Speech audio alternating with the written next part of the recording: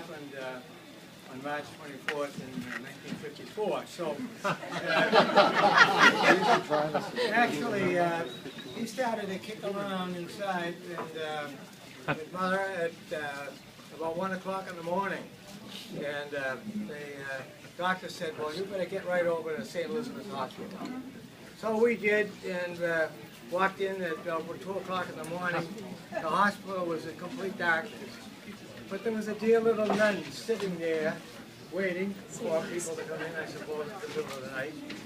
And I said, my wife's having, labor pains. And she said, "Oh, yes, dear." She said, "Sit down, and we have to do the registration." So that took a little bit of time, and I got more nervous. And Sister, I said, she's, "I know, dear." She said, "But we have to do the registration." So we did the registration, and then we walked down this dark corridor to an elevator. We went up the elevator to the 3rd floor, and she turned to me and she said, "This is the maternity ward." I said, "Oh." Tell my wife.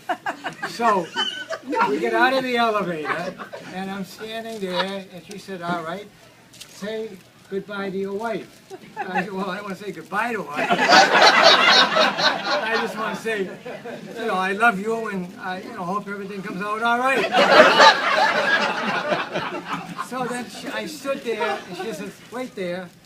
In a little while, she came back, and she had a paper bag, a shopping bag. And I said, "What's that?" She said, "Those are your wife's clothes." And I said, "Well, all right." I said, I'd like to help out here. What can I do?" She says, "You can't do anything." She says, "Go home." So I had a friend who was a doctor, and he said, "Now, when you go to St. Elizabeth's," he said, "I know the chief resident in that department, where children babies are born." What is the name of that department? Obstetrics. Obstetrics.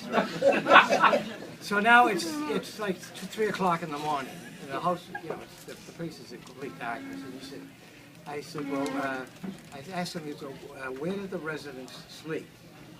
And because he told me to go see the resident before you leave the hospital to make sure they take good care of your wife. So I went down through the hospital. They told me where to go, and I came up to the floor where the residents sleep. They were all asleep.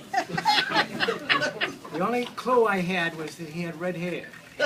So I went into each individual room until I found a guy with red hair. And I looked down and I said, "Is your name Joe? And are you a resident?" I said, "Please take good care of my wife." And he did. So, but anyway, at about 12 hours later, Paul Jr. Paget was born. He weighed, I have the record here. He weighed, I think it was 7 pounds and 0 ounces.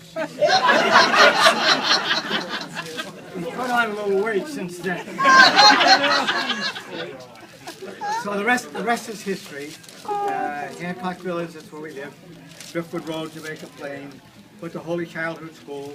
Took piano lessons. You can ask him to play. He plays a tune every once in a while. He also played guitar, and he had a little band, and some of the members of the band that he had tonight. Yeah, they had community auditions. Do you remember the name of the band?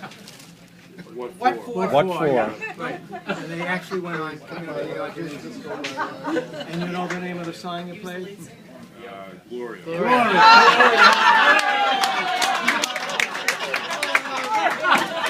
He still got his memory. Gloria.